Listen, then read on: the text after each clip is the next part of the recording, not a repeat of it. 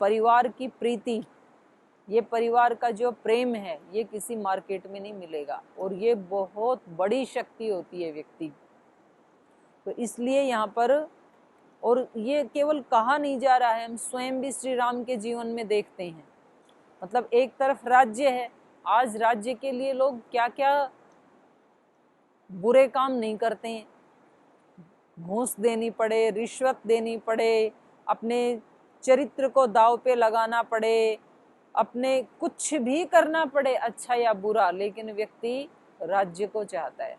भले ही कोई एक छोटे से जिले का राज्य है, एक स्टेट का राज्य है, देश का राज्य है, माने एमएलए से लेके एमपी से लेकर के सीएम पीएम से लेकर के कहीं भी उसको पद प्रतिष्ठा यदि मिलने के चांसेस लगते हैं तो व्यक्ति वहां चूकता नहीं है कुछ भी करने से। और एक इनका जीवन देखो, सब लोग कह रहे हैं कि श्री राम राजा बने, राम कह रहे नहीं, मुझे पिता की आज्ञा है वन में जाने की, मैं राज्य स्वीकार नहीं कर सकता हूँ। तो भरत जी उस राज्य को स्वीकार करें। भरत जी कहते हैं इस पे तो मेरे बड़े भाई का हक है, मैं कैसे कर सकता हूँ? अगर मेरे भाई जंगल में जमीन पे सोते हैं तो मैं 4 फीट नीचे खड्डा खोद के मैं उनके बराबर कैसे सो सकता हूँ? वो मेरे से बड़े भाई हैं, नीचे सोते हैं। जब मेरे भाई कंद मूल आदि खाते हैं, जंगल की बनने वाली चीजें खाते हैं, उपलब्ध होने वाली चीजें खाते हैं, तो मैं यहाँ राजभोग कैसे खा सकता हूँ? तो वो भी फल फूल ही खा करके रहते हैं। तो फिर लक्ष्मण को कहा जाता है कि आप संभालो, कम से कम राज्य में अराजकता नहीं होनी चाहिए। वो कहते हैं मेरे को तो अपने भाई के चरणों के सिवाय और कोई बड़ा राज्य दिखता ही नहीं है। फिर शत्रुघ्न को कहा जाता है कि भाई ये तो सारे ही नहीं इसको देख रहे हैं, तो आखिर प्रजा का पालन करना भी तो हमारा धर्म है, तो आप ही कम से कम इसको संभाल लो। वो कहते हैं मैं इतना महापाप कैसे कर सकता हूँ कि जब मेरे से बड़े 3 भाई हैं और मैं इस राज्य को संभालूं। मतलब राज्य को उन्होंने एक फुटबॉल समझ रखा है, और उधर से वो ठोकर मार रहा है, इधर से ये ठोकर मार रहा है, चारों तरफ से चारों ठोकर मार रहे हैं। तो वो कह रहे हैं संपत्ति से भी बढ़ करके, एक तरफ संपत्ति है, राज्य है, एक तरफ संबंध है। तो कहते हैं संपत्ति चली जाए तो कोई बात नहीं, संबंध नहीं हमारे खराब होने चाहिए। एक ये उदाहरण है। एक दूसरा उदाहरण है हमारे सामने, कौरव पांडवों वाला। वहां संपत्ति को लेकर के क्या क्या पाप नहीं किए, संबंधों को ताक के ऊपर रख दिया। अगर उस संपत्ति को अर्जित करने के लिए अपनी ही कुल वधू को सभा के बीच में ला करके निर्लज्ज करना पड़े तो वो भी करेंगे, लेकिन संपत्ति चाहिए, राज्य चाहिए, इनको हमें इनका बहिष्कार करना है। क्या क्या दुर्घटनाएं नहीं की। तो दोनों उदाहरण हमारे सामने हैं। एक तरफ संबंधों की रक्षा, दूसरी तरफ संबंधों का मखौल उड़ाना। तो उसका परिणाम क्या आता है, और हम अपने घर में भी देख सकते हैं। जो व्यक्ति अपने घर में, जैसे कोई 2 भाई हैं, माता पिता हैं और उनकी पत्नियां हैं, तो कुल मिलाकर के 4-6 लोग हैं, अगर उनका आपस में अत्यंत प्रीति है तो दूसरे लोग कभी उन 6 लोगों के ऊपर कभी उंगली नहीं उठा सकते।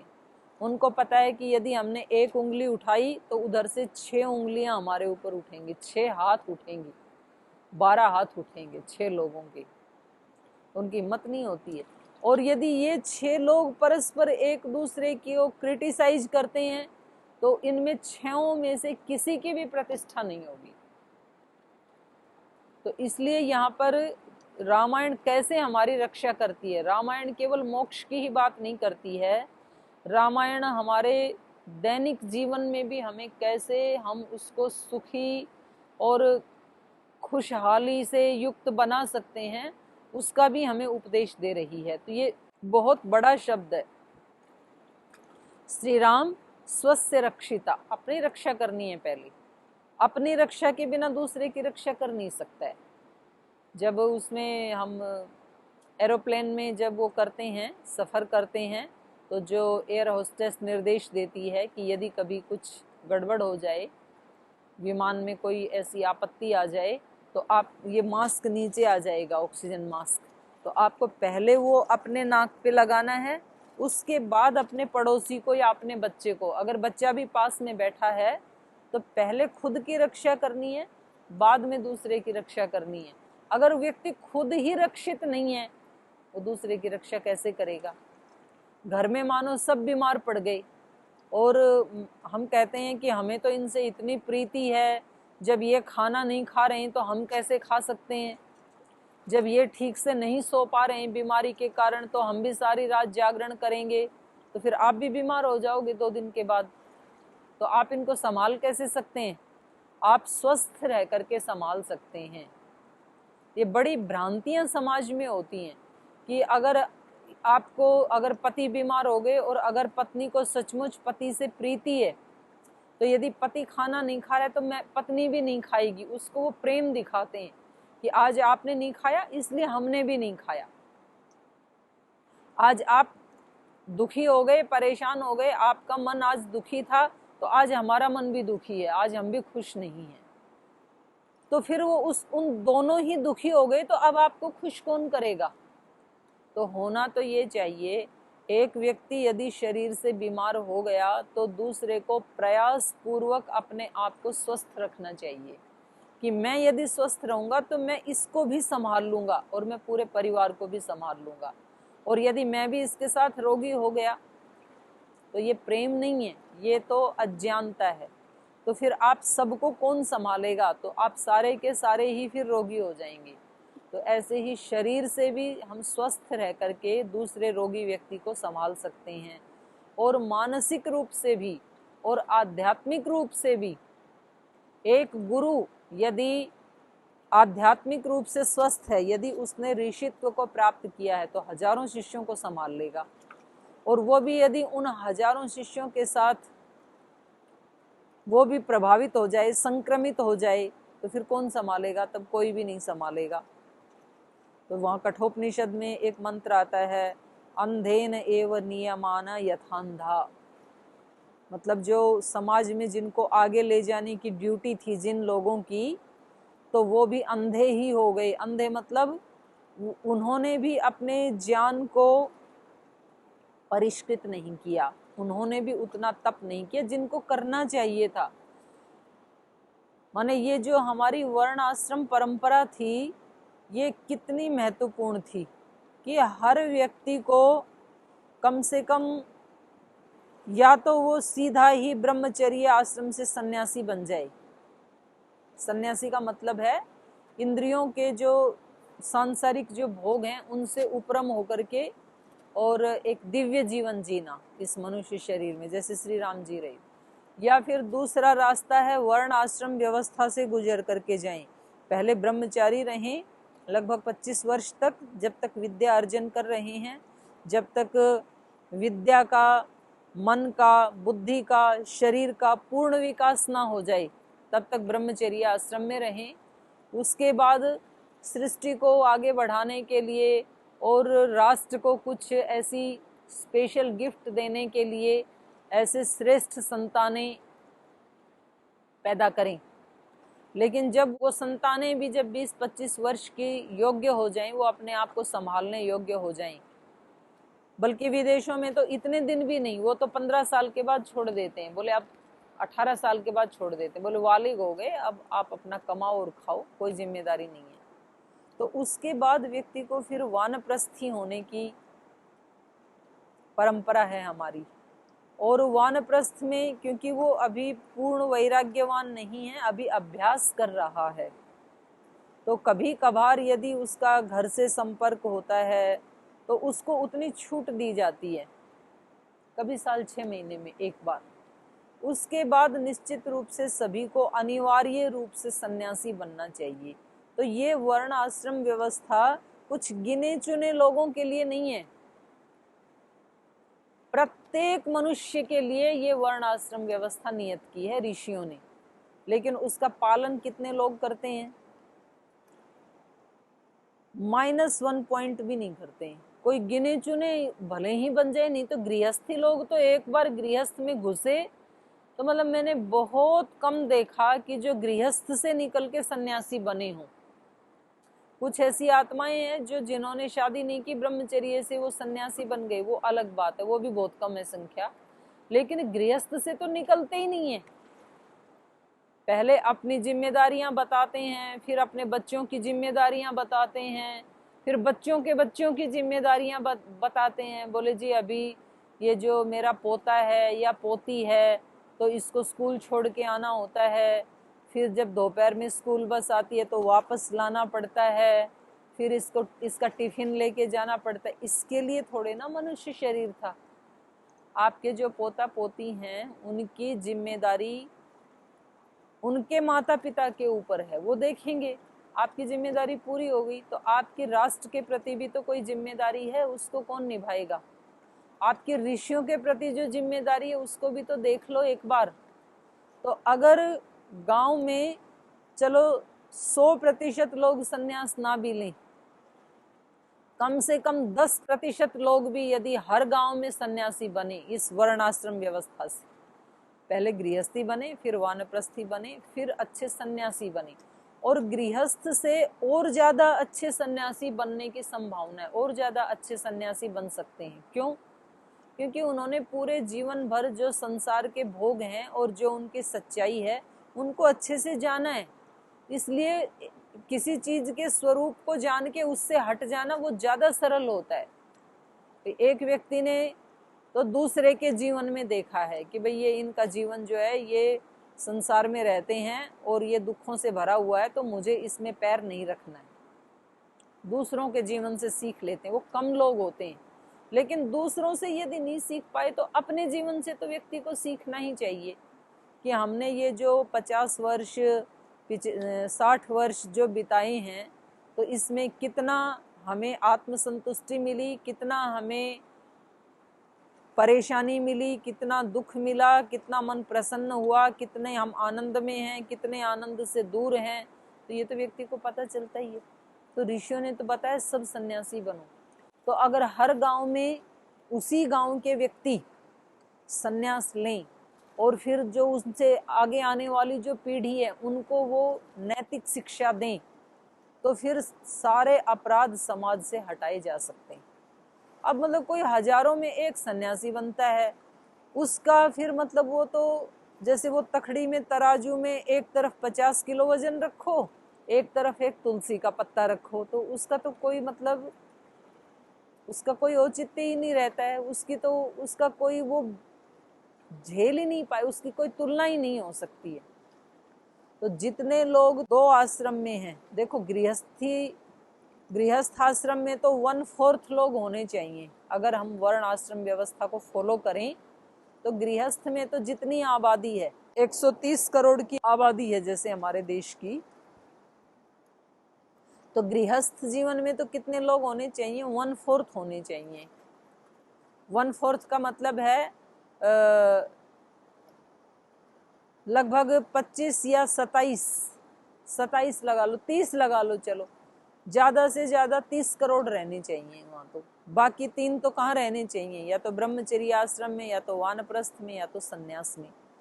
तो जिस देश में 3 गुणा लोग ऐसे हैं जो धर्म के लिए ही जीते हैं, ब्रह्मचारी भी आध्यात्मिकता के लिए जीता है, वानप्रस्थी भी, सन्यासी भी, तो उस देश में कोई अनैतिक काम हो सकता है क्या? उस देश में कभी कोई रेप हो सकता है क्या? उस देश में कभी कोई बलात्कार हो सकता है क्या? उस देश में कभी कोई दूसरे के धन को हड़प ले, ऐसी डकैती हो सकती है क्या? कदापि नहीं हो सकती है, क्योंकि मेजॉरिटी इन लोगों की है। मेजॉरिटी तो नैतिक, और फिर गृहस्थी भी ऐसे ही होंगे। गृहस्थ आश्रम भी इतना ऊंचा होगा जब बाकी के 3 आश्रम इतने ऊंचे होंगे और उनकी मेजॉरिटी होगी, तो सब मिलकर के पूरे देश भर में साथ साथ संध्या के समय संध्या कर रहे हैं, यज्ञ कर रहे हैं, स्वाध्याय कर रहे हैं, वेद का अध्ययन कर रहे हैं, वैसा पवित्रता का जीवन जी रहे हैं 75% लोग। तो बाकी के जो बचे हैं 25%, 1/4%, तो वो लोग कैसा जीवन जिएंगे? वैसा ही जिएंगे। इसलिए हमारे यहाँ गृहस्थी भी विदेह जैसे ही होते थे। जनक आदि का उदाहरण दिया है गीता में भी, उपनिषदों में भी जनक आदि का, कि वो राज्य आदि संभालते हैं, घर आदि संभालते हैं, लेकिन तो भी वो उसी ऊंची स्थिति में रहते हैं। हमने जब से वर्ण आश्रम व्यवस्था को ध्वस्त किया है, तब से हमारे जीवन के सुख ही ध्वस्त हो गए हैं। और जैसे अभी एक छोटे से जीवाणु ने, कोरोना ने सबको समझा दिया कि ज़्यादा मांसाहार मत करो, ज़्यादा उल्टा पुल्टा फास्ट फूड आदि चीज़ें मत खाओ, ज़्यादा बाहर की चीज़ें मत खाओ, अपने घर का खाना खाओ, सुबह सुबह योग करो, अपने घरों में यज्ञ करो। एक दिन तो पूरे देश भर में एक ही समय में यज्ञ किया लोगों ने। तो जैसे इस छोटे से जीवाणु ने ये बता दिया कि आपको इस पद्धति पे आना पड़ेगा, और लोग अडॉप्ट कर रहे हैं। विदेशों में भी अभी जैसे मेरे को श्रद्धेय स्वामी जी महाराज के साथ ऑस्ट्रेलिया जाने का अवसर मिला, तो वहाँ कितने लोग मतलब वो हो रखे हैं, वेगन हो रखे हैं, दूध से बनी हुई वस्तुएं भी नहीं खाते हैं। वो कहते हैं उसमें भी हत्या होती है। तो आखिर जमाने को कहाँ आना पड़ेगा? इस सृष्टि को वर्ण आश्रम व्यवस्था पे आना पड़ेगा। और जब संसार में वर्ण आश्रम व्यवस्था, क्योंकि हर व्यक्ति पहले स्वरक्षित होगा, रक्षिता स्वस्य धर्मस्य, अपने धर्म की रक्षा करने वाला होगा। आज ब्रह्मचारी अपने धर्म की रक्षा नहीं करते हैं, वानप्रस्थी अपने धर्म की रक्षा नहीं कर रहे हैं, सन्यासी अपने धर्म की रक्षा नहीं कर रहे हैं, फिर गृहस्थ कैसे अपने धर्म की रक्षा करेंगे? उसको शिक्षा देने वाले, उसको शीशा दिखाने वाले आदर्श तो ये 3 आश्रम ही है ना। तो इसलिए यहाँ रामायण में क्या शिक्षा दी? राम कैसे हैं? रक्षिता स्वस्य धर्मस्य, अपने धर्म की रक्षा करने वाले हैं। रक्षिता च स्वजनस्य, और स्वजनों की भी रक्षा करने वाले हैं। सबको साथ लेकर के चलना है। जैसे आजकल मोदी जी ने नारा दे रखा है, सबका साथ सबका विकास। तो ऐसे राजा होने चाहिए। और ऐसे राजा का मतलब केवल एक देश का ही राजा नहीं होता है। व्यक्ति कहीं ना कहीं, किसी ना किसी सीमा में तो हर व्यक्ति राजा है। कोई अपने घर का राजा है, तो उसको अपने घर के सब लोगों की रक्षा भी करनी चाहिए।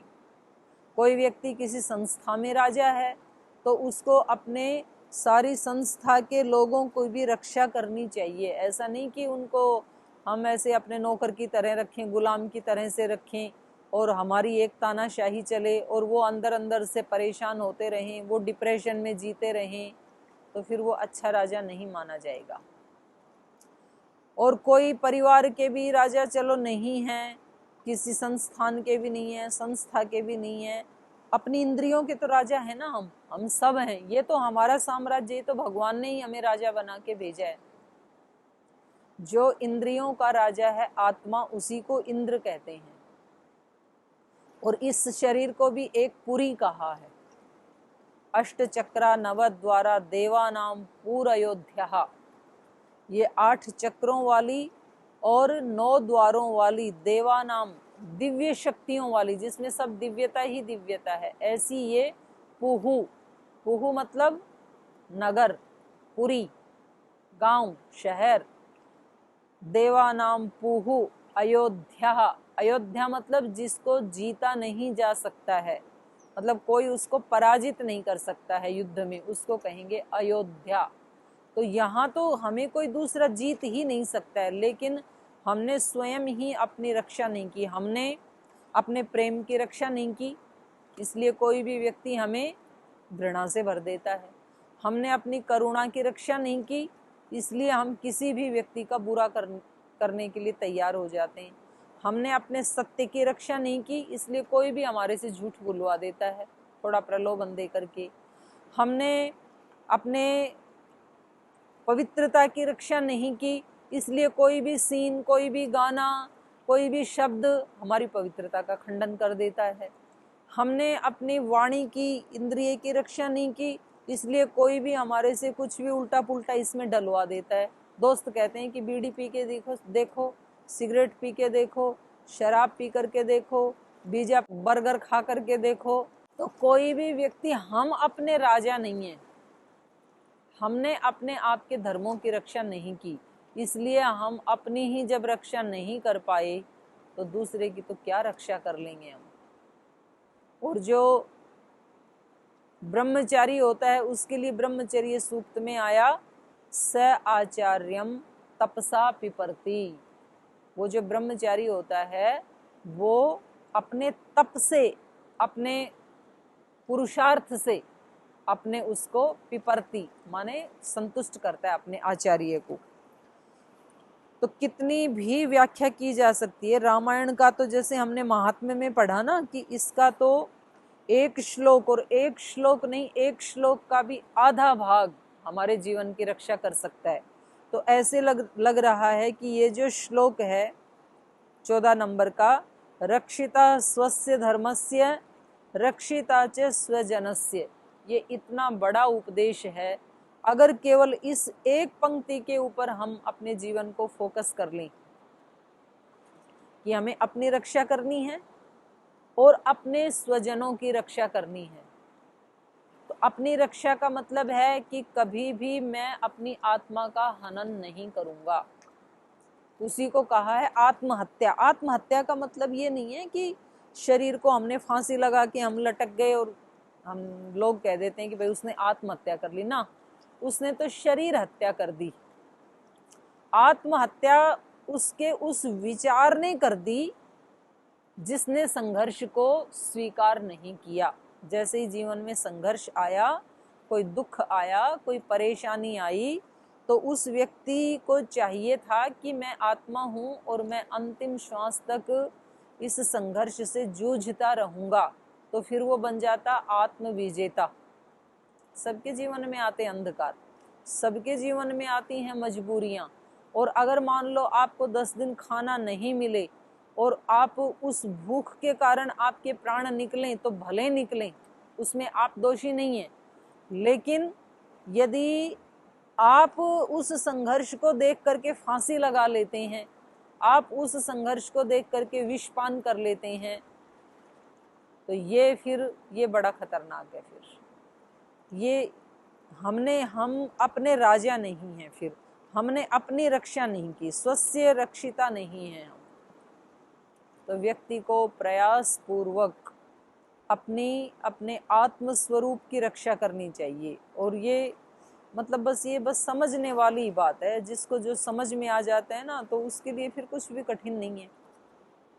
जब तक व्यक्ति ये कहता रहता है ना कि जी ऐसा करना तो बड़ा कठिन है, जी ये तो बड़ा कठिन है, तो तब तक तो फिर वो कठिन ही बना रहेगा। इसलिए सबसे पहले तो व्यक्ति को ये बोलना पड़ेगा कि मेरे लिए कुछ भी कठिन नहीं है, कुछ भी मैं कर सकता हूँ। अगर एक व्यक्ति ने भी इस धरती के ऊपर ऐसा कोई काम किया है, ऐसी परिस्थितियों को यदि कभी एक व्यक्ति ने भी फेस किया है, तो मैं भी कर सकता हूँ। बस ये विचार ही आपको इतना बल दे जाएगा और आप किसी भी बुरी से बुरी, कठिन से कठिन परिस्थिति को भी आप पार कर जाएंगे। इसलिए सबसे पहले अपनी रक्षा और उसके बाद स्वजन से रक्षा। फिर स्वार्थी नहीं होना है, सेल्फिश नहीं होना है, दूसरे को भी बांटना है, वो भी हमारी जिम्मेदारी है। भगवान ने आपको जो भी दिया है ना, तो उसमें आपका पुरुषार्थ तो है निश्चित रूप से, लेकिन पुरुषार्थ के साथ साथ उसकी कृपा भी है। केवल मात्र पुरुषार्थ से कोई व्यक्ति कभी आत्मविजेता नहीं बन सकता है। पुरुषार्थ के साथ साथ भगवान की कृपा और बहुत सारे जो हमारे बड़े लोग हैं, गुरुजन हैं, माता पिता हैं, विद्वान जन हैं, उन लोगों के आशीर्वाद, उन सबको मिला करके कभी कोई एक व्यक्ति सफल होता है। तो उन लोगों का भी तो ऋण है ना हमारे सिर के ऊपर, माता पिता का भी है, गुरुजनों का भी है।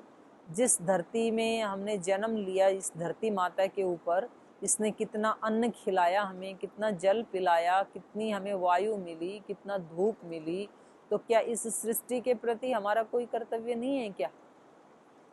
हमारी वैदिक परंपरा में तो ऐसी एक उच्च आदर्श परंपरा थी कि पशु पक्षियों को भी वो स्वजन परिजन ही मानते थे, उनके प्रति भी इतनी प्रीति रखते थे जितने अपने स्वजनों के प्रति, अपने परिजनों के प्रति हमारी प्रीति होती है। राजस्वी का नाम आपने सुना ही है। एक कबूतर की रक्षा करने के लिए उन्होंने अपने यहाँ से मांस काट के दे दिया था, क्योंकि वो किसी जंगल में एक दिन चले गए और उस पे कोई पक्षी बैठा हुआ था। तो उसी समय कोई बहेलिया आया और उसने कहा कि मैं अब इस कबूतर को मारूंगा, क्योंकि मुझे बहुत भूख लगी है और मेरे बच्चे भी घर में भूखे हैं, तो मुझे तो ये मांस ले जाके उनको देना पड़ेगा। और उसी पेड़ के नीचे वो ऋषि शिवी बैठ करके तप कर रहे, और वो राजा भी थे वहां के। तो उन्होंने कहा कि भाई आपको मांस चाहिए ना इतना, तो मेरे होते हुए मेरी प्रजा में कोई भी ये जो पशु पक्षी ये भी मेरे स्वजन परिजन हैं, इनकी रक्षा करना मेरा धर्म बनता है।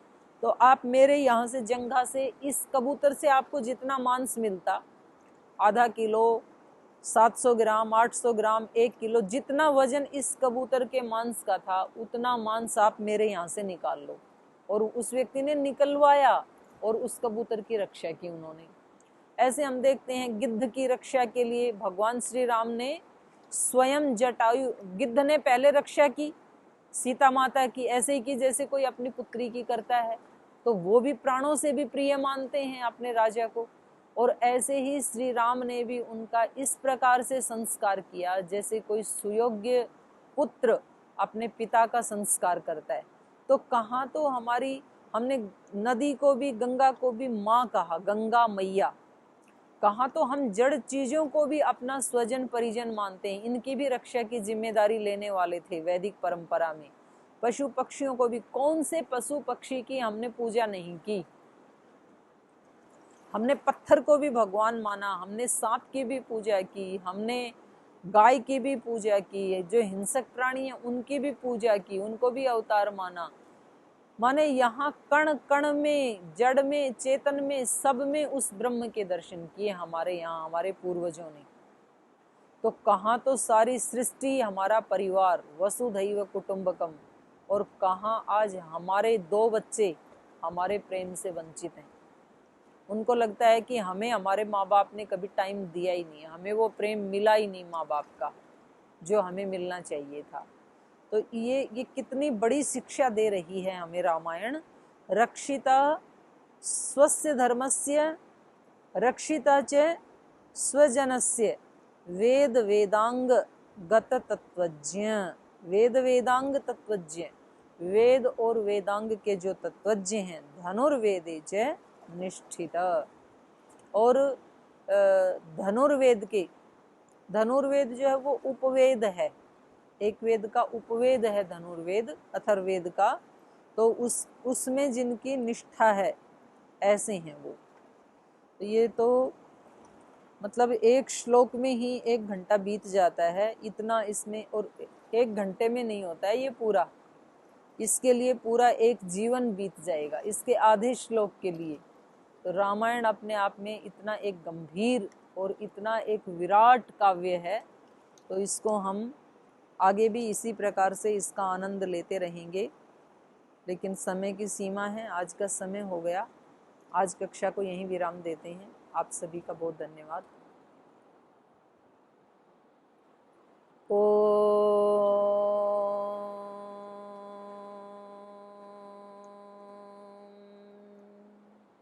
शांति शांति शांति। श्री गुरुभ्यो नमः।